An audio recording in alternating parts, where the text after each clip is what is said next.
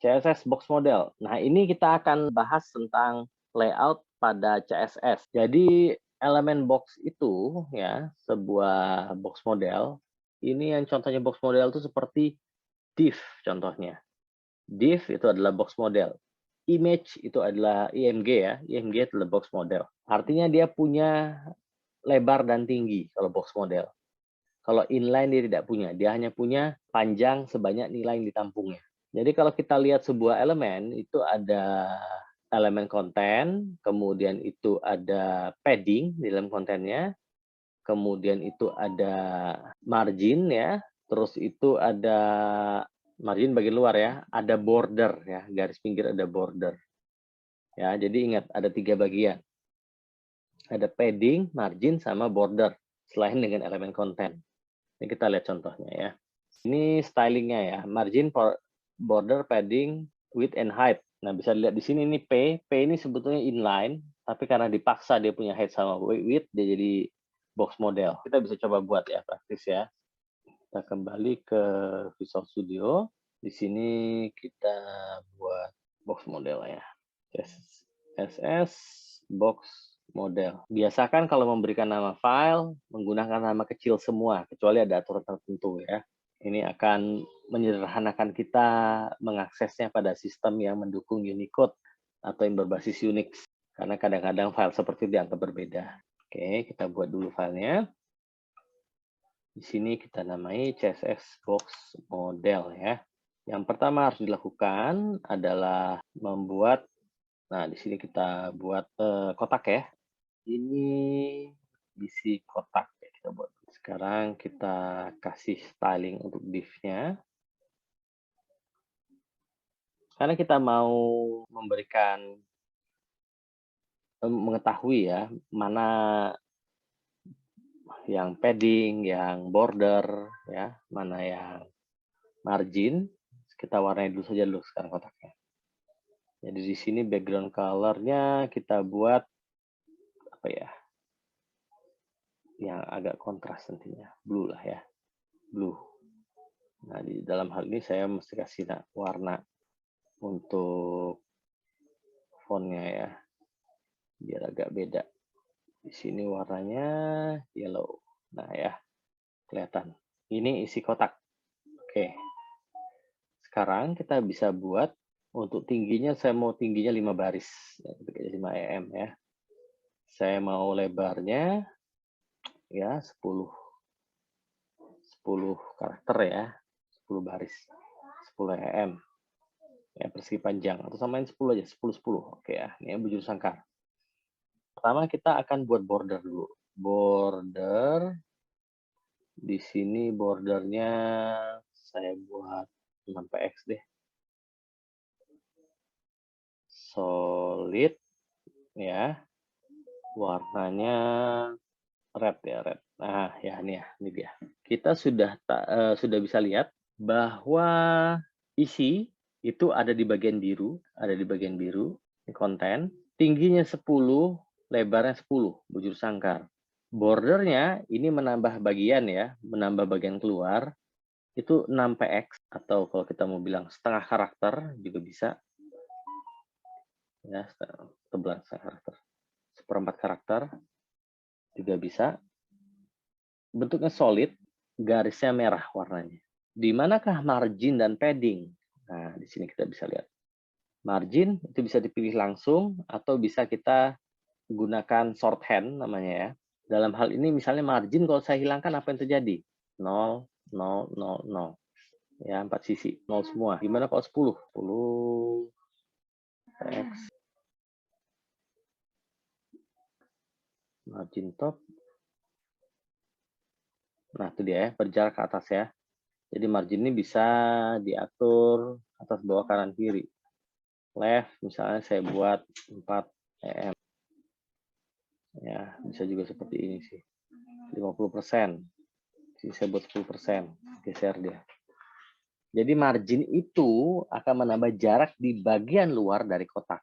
Sekarang gimana kalau kita buat padding? Padding, dalam hal ini saya mau buat paddingnya 0,2 em. 2 em. Nah, lihat ya. Jadi padding itu akan menambahkan jarak bagian isi dengan pinggir ya. Jadi di bagian dalam dia. Jadi kalau margin tadi itu menambahkan jarak di luar garis, di luar kotaknya, kalau padding menambahkan jarak di dalam kotak. Ini padding juga bisa kita spesifikkan, komposisi yang spesifik 2, 5, nah, itu bisa ya, nggak ada masalah. Jadi kalau padding itu menambah bagian dalam, mau ditambah di padding right juga bisa. Tuh nambah ya dia ya. Ini yang akan membantu kita untuk melakukan styling, tapi pahami dulu sekarang kotaknya seperti apa. Ada pertanyaan? Warna apa? 9 DA CBF. Oh, abu-abu. Untuk warna nanti ada bagiannya sendiri ya, membicarakan tentang berbagai macam warna dan kenapa warna kita ada yang heksadesimal, kemudian ada yang nama, dan juga ada yang RGB dan RGBA dan CMYK. Jadi macam-macam warna itu bisa digunakan sekarang. Pakai RGB bisa, pakai heksa bisa, pakai CMYK juga bisa untuk warna print ya. Alpha channel juga sekarang didukung, jadi transparansi juga didukung. Jadi sekarang itu sudah luar biasa sekali kalau untuk variasi CSS yang dapat dilakukan. Itu untuk box model. Nah, ini beberapa contoh properti yang dimiliki oleh teks. Ada macam-macam, bisa silahkan dicoba sendiri saja. Nah, ini contohnya ya. Ini paragraf bisa dijadikan blok box model kalau dia diberikan width sama height. Nah, ini juga ada yang namanya clear sama float. Nah, ini contohnya ya. Teksnya ada di dalam, ada margin, ada padding, ya, ada teksnya. Nah, ini positioning property, nanti kita pelajari ya di bagian layout. Ini juga sama di bagian layout, karena kita harus bayangkan dulu layoutnya seperti apa, baru kemudian kita desain. Walaupun nanti sih ini ilmu dasarnya, kalian biasanya kalau bukan front end designer, umumnya lebih banyak fokus menggunakan library atau framework yang tersedia sehingga desain biasanya merupakan poin nomor 2 ya. Tapi penting untuk tahu seperti apa CSS itu berlaku ya. Jadi kalau misalnya kalian ada perbaikan sedikit, kalian tahu apa yang harus diubah. Oke, ini silakan dicoba saja ya untuk latihan. Untuk warna, secara default kita menggunakan intensitas 8 bit RGB basisnya. Makanya heksadesimal. Tapi kemudian berdasarkan perkembangan zaman ya, kemudian kita mengenal di HTML5 itu RGB dan RGB seperti ini ya. Berdasarkan intensitas desimal, berdasarkan intensitas persen. Ada juga yang baru RGBA, ada CMYK ya, yang saya ceritakan tadi. Walaupun jarang dipakai, tapi ada case-nya kalau kita diperlukan. Terutama kalau yang sudah banyak melakukan animasi pada web ya. Kemudian untuk nilainya, web itu punya 216 browser safe color yang bisa menggunakan nama dari warnanya. Seperti cyan, violet, yellow green, ya, blue, dan segala macamnya. Ya. Kalau 16 dasar tuh red, blue, green, yellow, yaitu warna-warna dasar. Black, white itu masuk ya, 16. 216 ini yang bisa disebut namanya. Yang lainnya harus diakses berdasarkan kode heksadesimal atau kode desimal atau intensitas dari warnanya terhadap warna putih. Berikutnya adalah unit jarak. Nah, ini soal ini agak geser ya. Unit jarak ini pada CSS ini banyak. Ada px menyatakan satuan pixel dalam sebuah layar. Ada milimeter atau cm atau inci yang dikaitkan dengan ukuran di dunia nyata. Ada point yang dikaitkan pada rencana cetak dari sebuah halaman. Kemudian ada EM yang dipengaruhi oleh font size. Ada EM, ada REM nanti. Itu harus dibahas sendiri sebenarnya kalau kita mau. Tapi sederhananya EM ini biasanya akan menyesuaikan dengan ukuran dari resolusi layar. EX ini jarang dipakai, tapi ini printer unit juga sama. Saat ini sudah jarang yang menggunakan PX, kecuali untuk kasus-kasus yang khusus. Banyak kan menggunakan EM untuk desain ya, untuk desain untuk aplikasi-aplikasi umum. PX biasanya kalau untuk game dia masuk. Jadi sebisa mungkin gunakan EM untuk basis dasarnya. Kenapa? Karena semenjak iPhone dengan Retina Eye muncul, habis itu muncul HP-HP dengan resolusi tinggi yang tidak bisa lagi disebut bahwa 300 pixel, ya 300 pixel itu sama dengan 1 inci Itu tidak bisa lagi dianggap sebagai standar baku. Karena sekarang Retina Eye setahu saya resolusi sebuah layar itu bisa 600 dot per inch ya DPI-nya. Kalau dulu standarnya itu 72 dan 300. Sekarang itu bisa 600, bahkan yang baru-baru itu bisa 700-an. Sangat tajam gambarnya. Padahal kalau dilihat dengan mata manusia ya, di atas 600 orang tuh udah sulit lihat bedanya. 300 ke atas itu sulit lihat bedanya. Jadi itu apa? Apa gunanya resolusi tinggi-tinggi? Ah, jangan salah. Nanti kaitannya nanti masuk ke mixed reality. Hal seperti itu ya. Jadi kalau saat ini kita belum lihat gunanya, tapi nanti akan kaitannya dengan mixed reality. Jadi kalau sudah coba virtual reality nanti kelihatan biasanya. Oke, ini poin-poin lain ya untuk background property, itu ada background color, background image. Jadi kalau nggak pakai warna, pakai image juga bisa. Menentukan posisinya, apakah dia repeat atau tidak. Biasanya gambarnya kalau berulang itu bisa. Kalau dia pattern itu bisa. Ya, jadi ini macam-macam. Silakan dicoba saja. Ini contohnya. Ini nanti kita akan lihat kalau tag itu ada 2 kategori untuk blocking pada sebuah halaman. Itu kaitannya karena kita perlu melayout halaman biasanya. Kalau div itu adalah generic block level tag, kalau span itu generic inline tag. Kalau generic block level tag itu size-nya biasanya kita tentukan ya, dia punya lebar dan tinggi.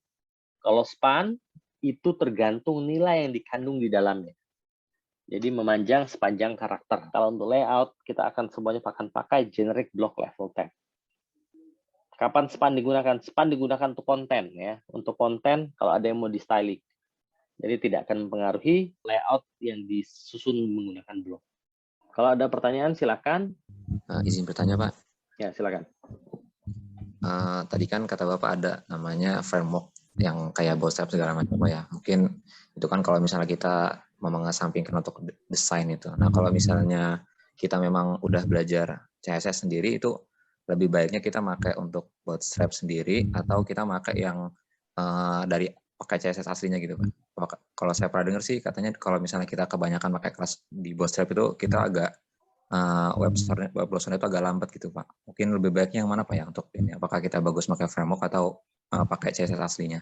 Kalau sudah production sebetulnya webnya ya, disarankan itu adalah membuat CSS sendiri. Tekniknya macam-macam.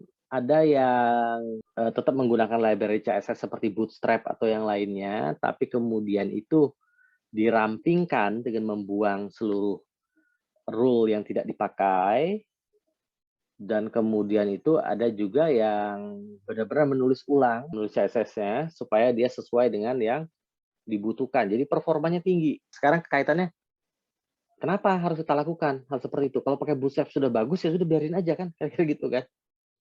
Nah, web ini sangat dipengaruhi oleh bandwidth data dan ketersediaan koneksi ya. Sangat dipengaruhi dia. Jadi kalau kita bicara network, itu selain bandwidth, kita juga tahu yang namanya delay ya. Hop yang dilalui oleh sebuah permintaan data ya, query data, ya sampai dia balik lagi ke kita itu sangat dipengaruhi oleh ketersediaan jaringan. Artinya semua file ya yang diperlukan untuk browsing itu akan mempengaruhi seberapa baik sebuah website itu menyajikan informasi. Sebuah halaman web mungkin ukurannya informasinya saja mungkin sekitar 60, mungkin 30 lah ya. Teks semua cuma 30 kilobyte. Tapi kalau kita pakai Bootstrapnya 170 kilo ya, 170 kilobyte, kan rugi kita. Informasi cuma 60 kilobyte, tapi untuk stylingnya dibutuh 170 kilobyte. Pada saat itulah kita perlu, oh ini coba kita rampingkan. Apa sih rule yang kita perlukan? Kalau kita nggak perlu rule lain, kita buang aja semua rule lain. Kita ambil aja rule-rule yang kita tampilkan di halaman kita. Ternyata begitu dirampingkan, turun size-nya menjadi cuma 12 kilobyte. Jadi total cuma 72 kilobyte terbuka halaman tersebut. Mungkin sekarang nggak terlalu masalah ya karena bandwidth-nya tinggi. 72 kilobyte itu kalau pada kecepatan 1 Mbps itu kan berarti cuma seper-10 detik ya. 10 detik. Tapi sekarang kita bayangkan kalau kita mulai buka halaman tersebut ditambah Bootstrap-nya saja sudah 170, halaman webnya 200. Ada gambar 5, tapi nggak semuanya tampil karena dia pakai slideshow ya. nggak langsung tampil semuanya, itu ngabisin masing-masing 300 kilobyte. Jadi sudah habis 2 mega. Kan jadi 2 detik dia loadingnya. Kalau kita bisa pangkas, 5 gambar tadi tidak ditampilkan sekaligus, hanya satu saja yang tampil sesuai dengan yang mau dipilih oleh si user, dari 1,5 mega jadi 300 kilobyte, kemudian halaman webnya cuma 60 kilobyte, kemudian CSS-nya cuma 12 kilobyte, itu bisa cepat banget itu tampilan. Belum lagi kalau kita browsing kan kita buka beberapa halaman sekaligus ya. Loading tuh, itu lama tuh. Penelitian itu menunjukkan kalau sebuah aplikasi atau web tidak bereaksi dalam 4 detik, kemungkinan besar si pengunjung akan menutupnya atau melakukan refresh kalau nggak ada respon sama sekali. Pokoknya dia setiap 4 detik, 50% pengguna akan hilang kalau tidak segera direspon. Buka halaman pertama 4 detik, aduh nggak loading, refresh. Yang lain, ayo tutup aja lah, lain kali saya bukanya, gitu kan. Kalau nggak terpaksa nggak dibuka biasanya situsnya. Alasannya begitu sebetulnya, adalah untuk mempercepat akses ke pengguna. Nah, biasanya kalian lihat kan kalau loading, nggak tahu saya, Instagram, Facebook, Twitter, pada saat pertama kali buka, muncul bayang-bayang abu-abu yang tempat teks akan muncul ya. Nah, itu sebenarnya datanya belum nyampe. Cuma untuk memberikan kesan bahwa datanya sedang di loading, jadi dia tidak ditutup oleh pengguna. Itu trik juga, semua isinya gambar itu. Gambar pakai CSS kalau di web biasanya. Jadi kesannya loading, padahal memang datanya belum sampai ya. Sengaja untuk memberikan kesan bahwa aplikasinya responsif di bawah 4 detik. Bahkan kalau hasil penelitian Gmail waktu itu, pada saat si aplikasi itu merespon pas 600 milisecond, ternyata 600 milisecond itu terkesan lama oleh pengguna. Ini gimana supaya lebih cepat? Gimana menurunkan sampai dengan 400 milisecond? Nah, disitulah dia melakukan partisi ini, partisi data, mengurangi efek, file segala macam dikurangin, supaya dia turun jadi 400 milisecond. Karena ternyata 600 milisecond itu orang tuh nggak sabaran ternyata. Setengah detik lebih kan, 600 milisecond tuh. Ternyata orang nggak tahan juga nunggunya. Jadi begitu dia diturunkan di bawah setengah detik, beda 200 milisecond aja, pengalaman pengguna meningkat drastis. Oke, baik Pak. Terima kasih Pak. Jadi mungkin lebih bagusnya kita pakai yang CSS asli Pak ya, biar lebih cepat ya. Ya, tapi ya ini ya, saya ingatkan, untuk production. Jadi kan kalau kalian pelajari tahapan pengembangan aplikasi atau perangkat lunak, itu kan ada alpha, beta, final ya. Kalau di alpha itu, nah disinilah saatnya menggunakan library seperti Bootstrap, mungkin menggunakan framework seperti Laravel ya, untuk mempercepat pekerjaan kalian supaya Pak di fase alpha itu bisa ketahuan fitur apa saja yang layak diteruskan, mana yang sebaiknya dibuang. Nah, pas tahap beta baru nih bicara optimasi. Fiturnya sudah baku nih. Jadi kalau alpha itu fiturnya kita punya 20 fitur nih. Kalau bikin game misalnya ya. Salah satu fiturnya itu si playernya, avatar playernya itu bisa terbang. Ternyata susah banget nih fiturnya diterapkan di versi alpha. Udah kita buang aja karena banyak bug-nya. Jadi pas di beta, fitur terbang udah nggak ada. Ternyata lari cepat lebih mudah untuk dikembangkan dan user suka bisa lari cepat. Jadi kita kemudian rapikan yang fitur lari cepat ini ya. Dibersihkan bug-nya, kalau ada trouble apa dirapi itu di versi beta. Mulai sedikit-sedikit dioptimasi. Ya, nah ini di sini fase ini kalau mau CSS-nya diganti itu di fase beta. Baru nah sekarang CSS-nya diganti, diringankan. Udah selesai, dianggap bug-nya bisa diterima, tidak terlalu berat, tidak mengganggu gameplay, baru kemudian masuk ke versi final, rilis. Ya, jadi production inilah dia final ya. Jadi itu yang harus dipertimbangkan. Jadi boleh kok, bukan berarti nggak boleh. Nggak usah langsung optimasi di awal, jangan. Malah nanti kadang-kadang optimasi itu hal yang tidak penting ya. Jangan dipaksakan. Baik, sahabat cerdas, terima kasih banyak atas waktunya. Sampai jumpa di pertemuan berikutnya. Saya tutup. Wassalamualaikum warahmatullahi wabarakatuh. Tabi pun.